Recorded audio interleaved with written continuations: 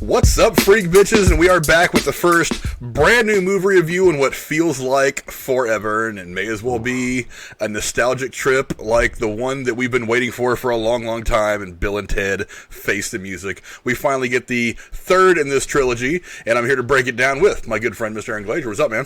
Hey, man, what's going on? I'm just happy we got to finally see a new movie this year and do a review on it. Bill and Ted Face the Music is out. You and I just sat and watched it on Amazon. I went ahead and bought it instead of renting it because it was an extra $5. And what the hell? Honestly, worth every penny. I agree.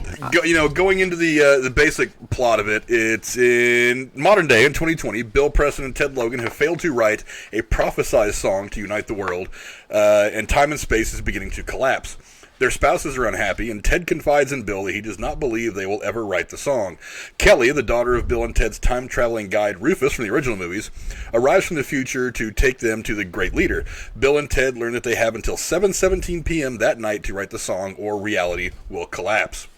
The film stars Keanu Reeves and Alex Winters in the titular roles.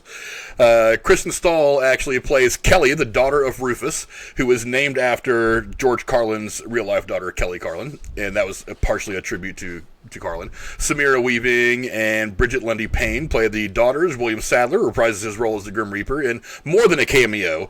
He was a significant part of the movie. Anthony Kerrigan plays Dennis Caleb McCoy, an emotionally insecure time-traveling robot sent by the Great Leader to kill Bill and Ted. We'll get into that in a second.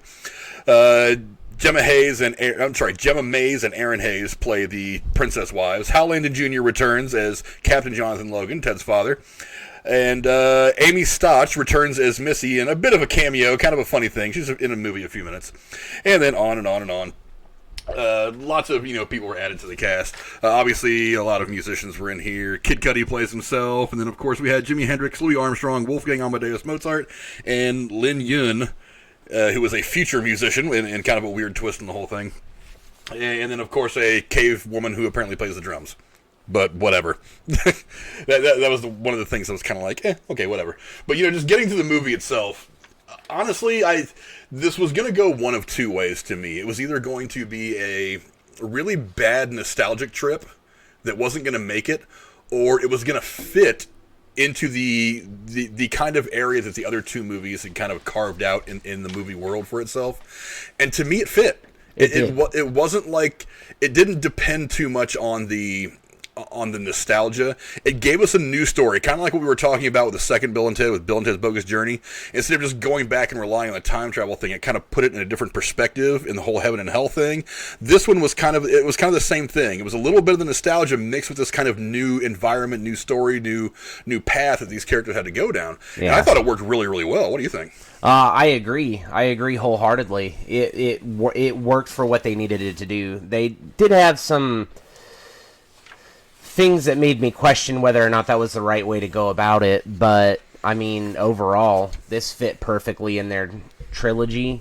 The way that they did the time travel is both the same but also different. I mean, if you look at it from the standpoint of the old movies, they never really went into the future except for that one time on accident, right?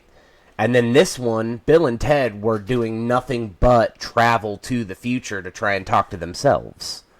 So, I mean, that broke up the monotony of redoing something over and over again. We did get to go see Hell again, but, I mean, this time they died. I mean, I guess they died in the second one, too. But they didn't end up in Hell until after they tried to cheat death, so... And I thought that was cool too, how they brought in how they were able to mitigate what happened with death not being in it for the first half of the movie. I think overall this fit perfectly in their little movie universe. Yeah, like I said, it wasn't over nostalgic. It was still a new story.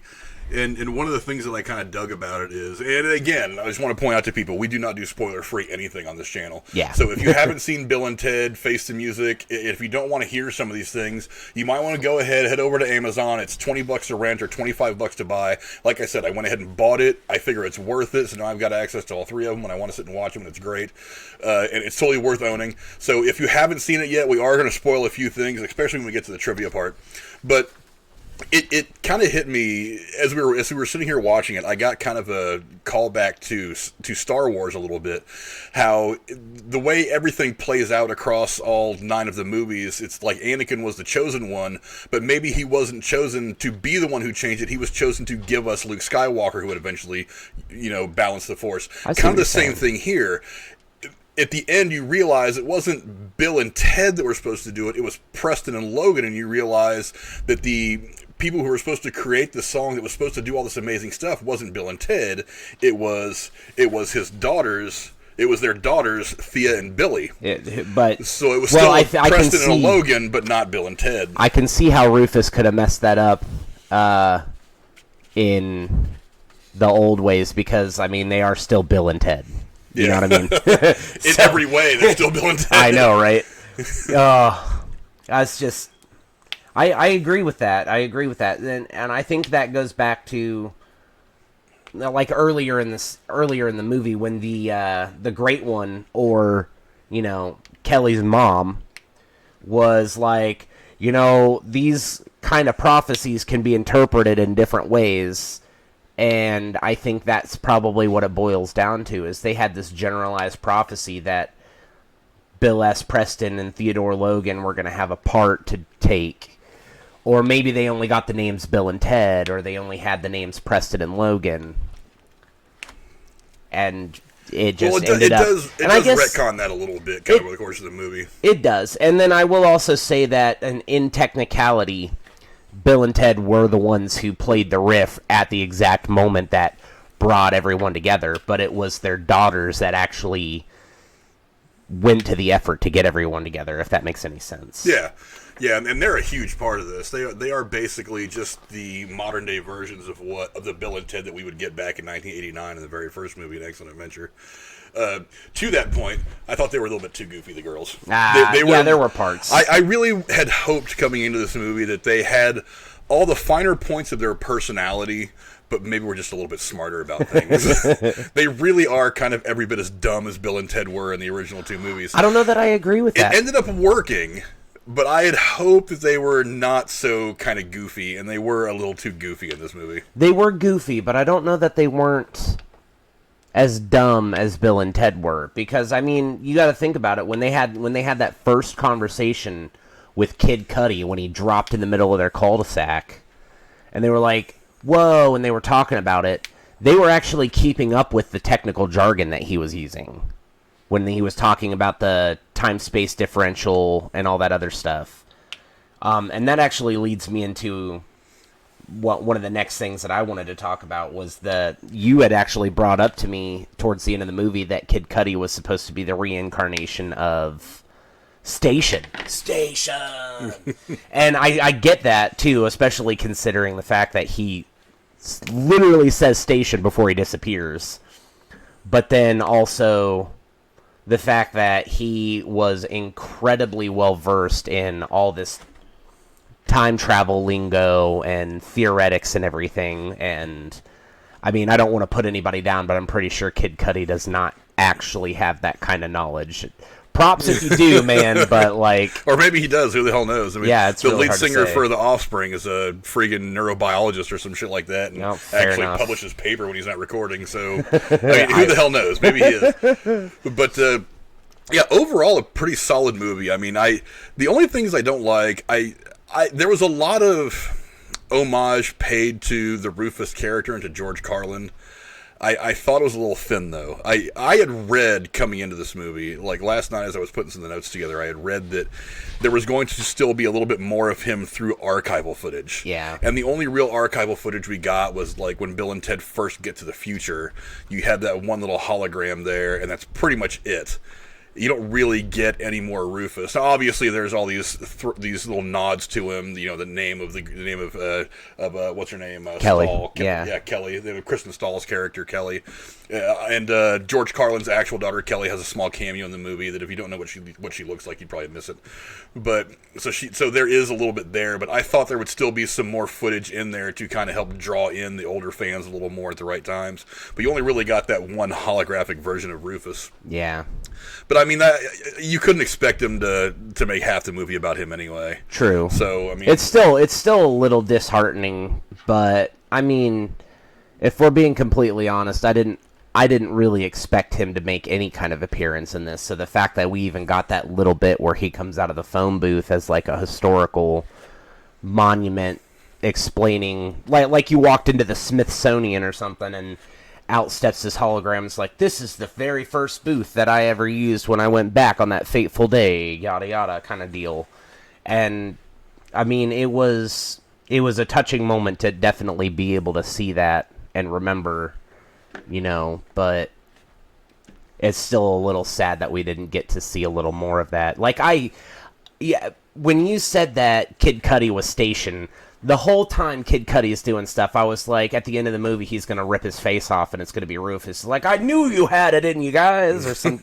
Well, they did that already in the second movie, so you don't want to pull that gag twice. Yeah, but... Yeah, it can't stop me from hoping, and that's what I was really hoping for. But true, but how would you have done that with no George Carlin available? Is the question. True. So I think they probably did as good a job as they could have without going full like Rise of Skywalker and pulling all the archival footage in and trying to squeeze it into this movie just so you could have Rufus.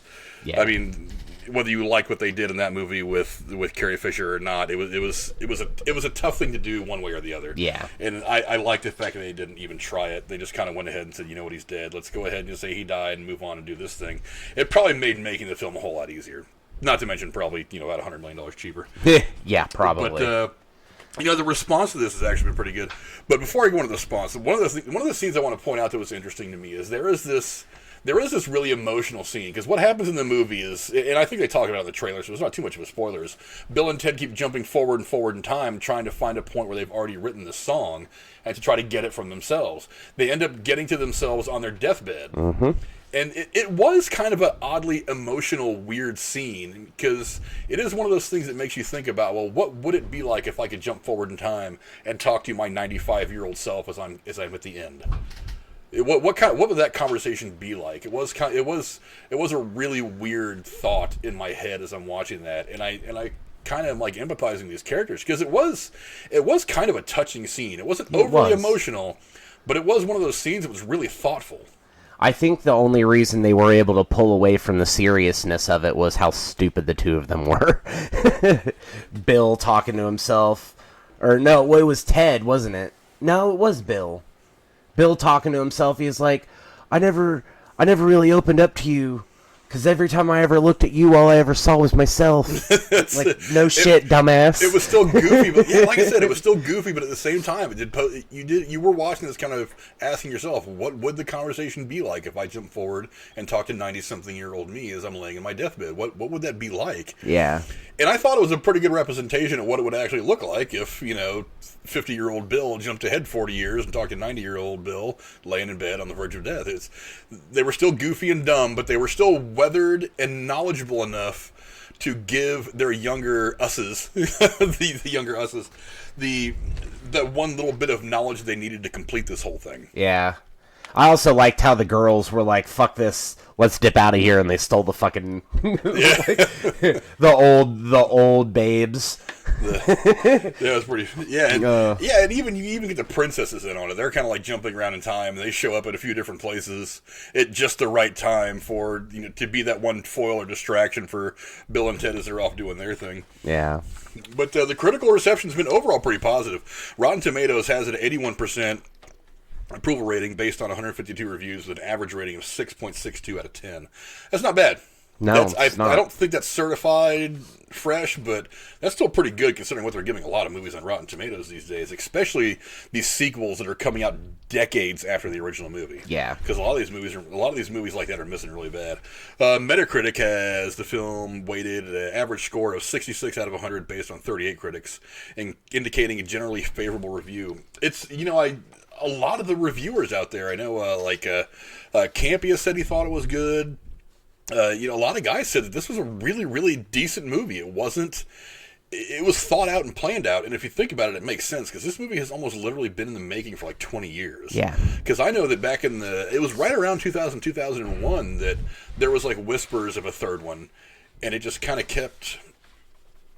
and it just kind of kept gaining popularity. Well, it kind of kept getting pushed back and shelved, and even Alex Winters and Keanu Reeves were like, we don't really want to do this unless we're sure that it's going to be the right kind of movie. And I remember something happened with Alex Winters close around at the time when they were first starting to do it, because they were serious into it.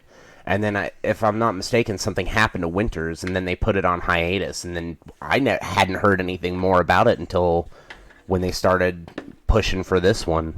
Well, he had pretty much dumped out of acting. His last real acting credit, other than a couple of small cameos that he had done for independent things, was in 2005. He had pretty much left acting and had just stuck to doing documentaries and stuff. That ended up becoming kind of his passion, was making documentary film. You know, I think we were watching it after we finished watching this movie, that he had just said he gets more satisfaction and more pleasure out of making the documentaries now than anything else he does. Yeah, he had been out of acting for so long. He actually had to take acting classes, I had read, to do this movie because he had been out of it for so long that he needed that refresher course to try to remember what it was like to be in front of the camera for a change. I definitely have to say he nailed playing Bill S. Preston.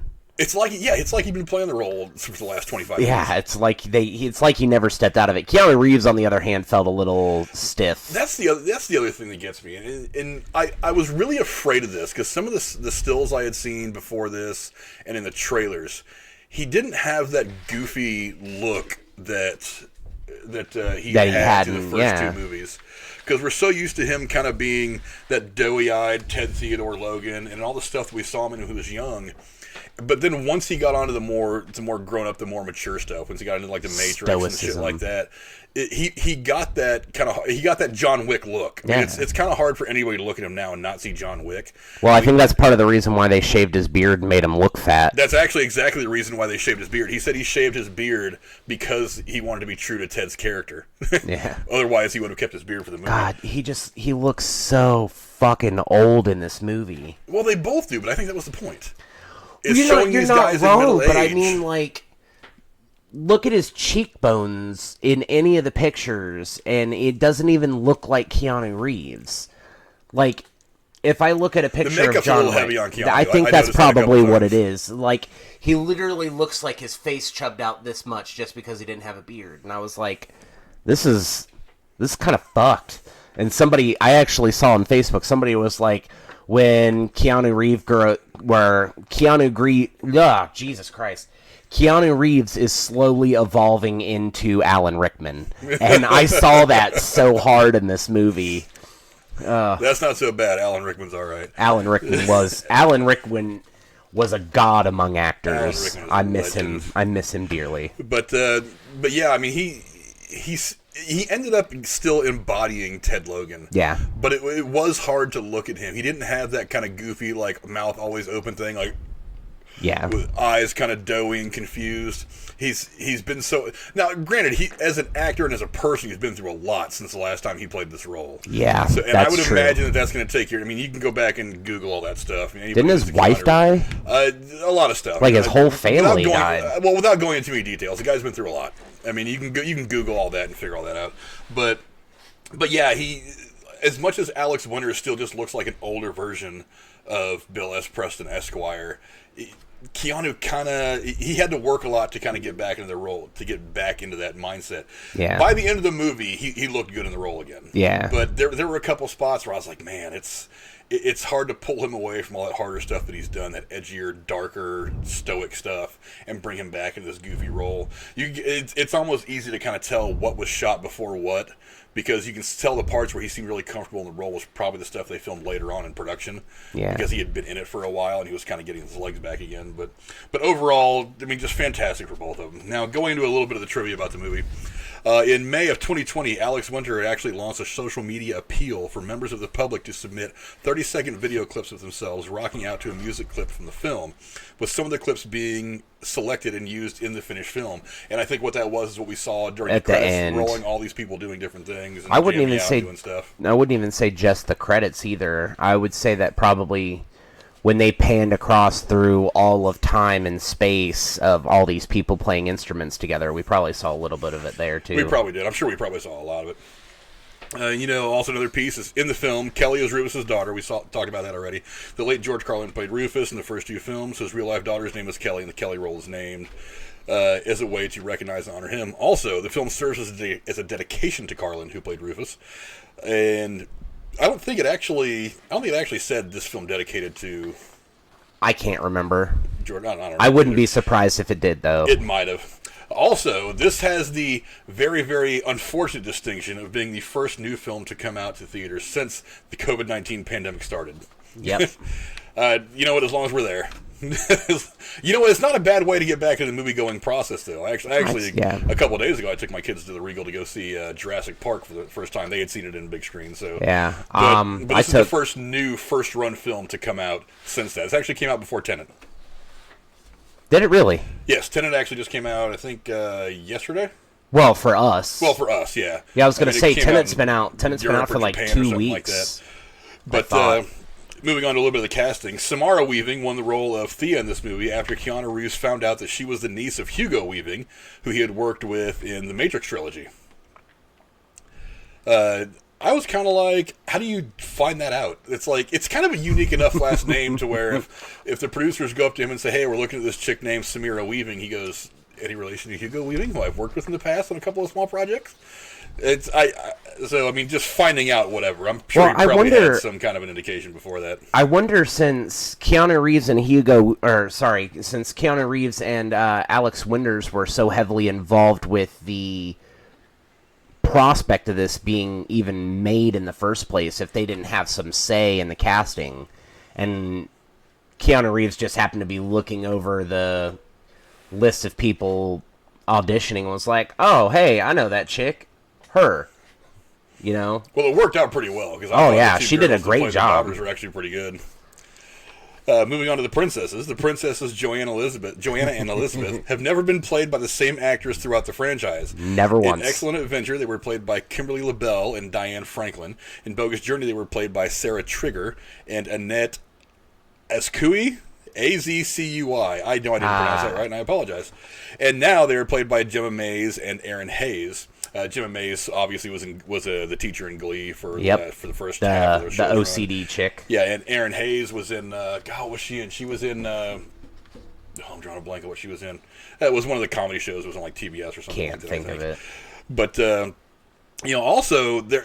I have read about some plans. There had been plans to have the older Bill and Ted travel back to the Circle K scene from the first film to ask Rufus for advice, which they would have used a combination of practical and set reconstruction along with computer-generated imagery to recreate the younger versions of Bill and Ted and Rufus. But were limited by budget and time to make this work and eventually scrapped that entire scene. Entire approach. That would have been cool, but again, it would have been cool to have had Rufus in like one more scene, but again, you don't really know how you're going to pull that off. Yeah, in all reality, and it wouldn't fit with George Carlin's character to actually give them any real useful advice anyways, because his whole goal was always to just nudge them in the right direction, not tell them what to do. So if they had shown up at that Circle K parking lot, first of all, they would have had to have explained how they did that and then don't remember it, because as they did throughout the whole movie, any time that they encountered themselves, the older versions of them, and when I say older versions, I mean the one that is, logically aged more, if that makes any sense, remembered that visit. So if they were to go back, they would have been like, oh shit, we were there, and that never happened in the first movie. Like, we never got to... So that would have kind of screwed with all that. But even so, Rufus would have probably been like, boys, listen. Shut the fuck up and go figure it out. Yeah, ultimately, God, it's a solid movie. I mean, I was really on the fence of whether I was going to be disappointed or whether it was going to be awesome. And I think ultimately it was a lot closer to being awesome. It wasn't great. A couple of things that tweaked me. A couple of things I would have done differently that ended up kind of working. Having Death back again, having William Sadler back was great. He was more than a cameo. He actually plays a fairly significant part in the last act. So it was nice to see him back as more than just, oh, hi, I'm here, remember me, okay, now I'm gone, and Bill and Ted are going to do the rest of it by themselves. 40-minute solos. Yeah, but me and you talk, like, the one part that really just didn't work was that fucking robot. That robot guy. God, it was so... It could have been done differently. Now, I'm not going to dog on the actress. It's Anthony Carrigan. He, God, what's he done? Yeah, not Saturday Night Live. What the hell was he on? I forget. But, actually, it was the guy that plays, Deacon. Ted's younger brother, Beck Bennett, he's a Saturday Night Live alum. But, God, that whole thing just didn't work. Yeah. I mean, the plot point of sending him back in time to kill Bill and Ted because she can't think of anything else to do, maybe that's the way to go. That didn't bother me, but just that whole character. His character, the way he acted about everything, it's like his voice didn't fit what it was supposed to be. And then everything just felt too awkward about him. Maybe that was the point, but it kind of took focus away from the movie for me. It broke that... What do you call that? The suspension of disbelief. You know what I mean? Because he was just too... If you would have made him more of a Terminator, like a single-minded robot, then it probably would have been so bad. But while he's in the process of doing this, he's having some kind of a emotional crisis of his own. Yeah. And I'm just like, I was annoyed by his character almost immediately. And again, I don't want to dog on the actor because he's just acting from the direction that he's getting from the director, and he's trying to get the character and all that. I get it, but that whole thing could have been done way better. It really kind of took a lot away from the movie for me, but I mean, not so much that I hated the film. Like I said, overall, I think it was a good movie. I really liked it. I hope that you guys will actually go and watch this. It's available on Amazon. It's out in many theaters right now if you want to go see it in the theaters. I probably won't bother going to see it in the theater, but like I said, I did buy it on Amazon. It's worth $25. It's probably, in my opinion, worth more than that, but at $25, it's definitely a steal. Yeah, it's not bad. I mean, go ahead, or you can rent it for $20. Either way, I mean, you're going to spend that much just to get you and a date in the theater seat anyway, for most theaters. So, I mean, whatever. I thought it was a fun little time. I thought it fit right in. It was a proper ending for the trilogy. And you asked me a question a little bit ago before we started filming, does this mean more Bill and Ted movies coming in the future, some kind of a reboot with the daughters? I got to be honest, I hope not. Yeah, I'm right there. I'm right there with you. I think it's better left as it is, but it is still a possibility. It's something that they could do down the road, like kind of like what we're seeing now, where Bill and Ted aren't around anymore, but their daughters are continuing on with their lives after the fact, or whatever the fuck. I mean, it's just. It's a thought, but I think you're right. I think it's better left where it is. I would have been fine with Bill and Ted's Bogus Journey being the last one. That seemed like a decent enough ending. That was before you had to make everything into a trilogy or a shared universe or blah, blah, blah. I would have been happy with that. And they could have played it off. They could have played it off with that Battle of the Bands, what they played at the very end of the movie being the song that united everything, because... I mean, it was broadcast live to the entire planet, so... Well, what's interesting is I was watching something on Looper after we got done watching the movie, and you had stepped out for a minute. The producers and directors of the second film didn't know they were going to put in all that stuff at the end of the last one. Yeah. So they didn't have any idea that there was going to be a third one coming. I don't think anybody really did at the time. I'm sure they probably had ideas, just didn't know if it was ever going to get made. So when they put in all these... floating, headlines the Grand of playing Canyon. Mars, they actually mentioned that. The Grim Reaper goes solo. Yeah, you played the Grand Canyon so many years ago, and then last week you played at Taco Tuesday. Yeah. For we 5 did. people. So they did kind of allude to that, but they said in post-production they kind of screwed us because we didn't know they were going to put in those headlines of saying they play Mars, they play the Grand Canyon, they do this, they do that. So they kind of had to... That was where a lot of the retconning in this movie came from, is they kind of had to go against kind of what those headlines told you was going to happen in Bill and Ted's future. But I think it all worked out pretty well, ultimately. I'm pretty happy with the movie. I think it fits. I want Bill and Ted to end here. No more Bill and Ted movies. If you want to reboot this thing with new actors 10 years down the line and do it all over again, fine. I want this to be the last time that I see Alex Winter and Keanu Reeves in the role. I want it to be the last time I see this particular group of people making a movie. Let it end here. You managed to do it to, 29 years after the last movie came out? Yep. And you managed to make a decent movie. Let this be the ending that it needs to be. Let this trilogy speak for itself. It's very good start to finish. Don't fuck it up by making 4, 5, and 6, or making sure that Keanu Reeves is trying to play Ted Theodore Logan when he's fucking 90. I mean, let him concentrate on John Wick. Unless he's literally coming back when he's 90 years old to lay in a bed to play this character. to play the oldest version of himself. That's the only time that's acceptable. That might work. But, yeah, so I mean, honestly, ultimately, just give me like a quick little paragraph, what you thought of the thing overall. I mean, I don't know. I don't think it holds as much weight as the original 2 did, at least in my opinion. But I still give this a solid 8, maybe a 7 out of 10. I mean, this was a fantastic movie, and I think part of that bias is the fact that we just haven't had any new movies to watch. So the whole nostalgia and it's new kind of pops that up a little bit higher. I imagine if we had watched, Black Widow and Tenet, and we had been able to do like 13 more reviews, this one might have scored a little bit lower. But I mean, Bill and Ted's always going to hold a special place in my heart. They didn't completely shit on it. I don't think they really shit on it at all.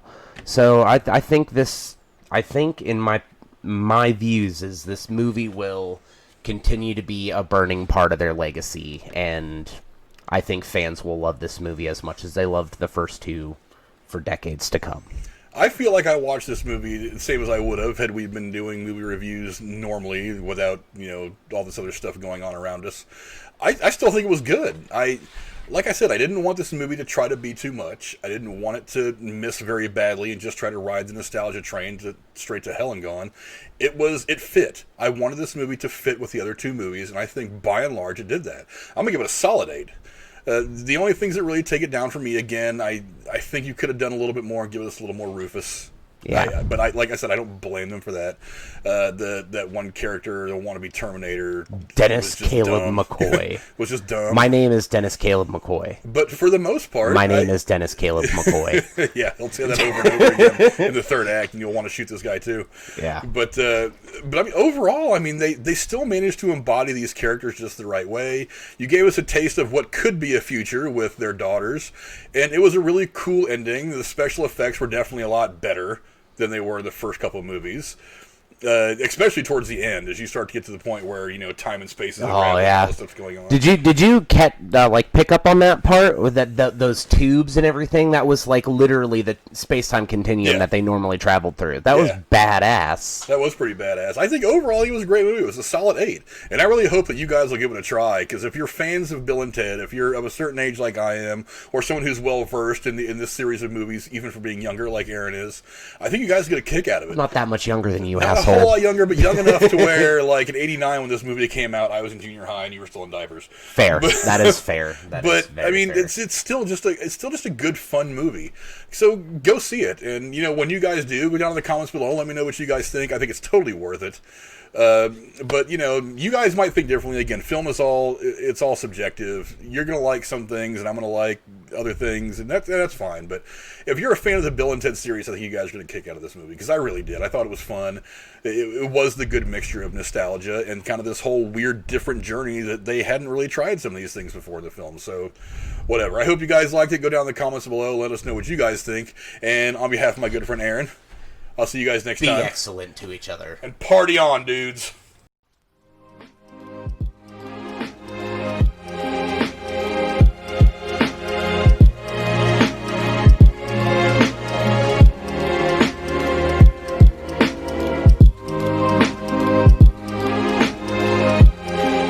Good evening. I'm Tom Sawyer. Tom Tucker. That was Tucker. His name. Good evening. I'm Tom Tucker. Dumbass. Fuck you. That's going to be at the blooper at the end of the very end of the video. Yeah, of course it is.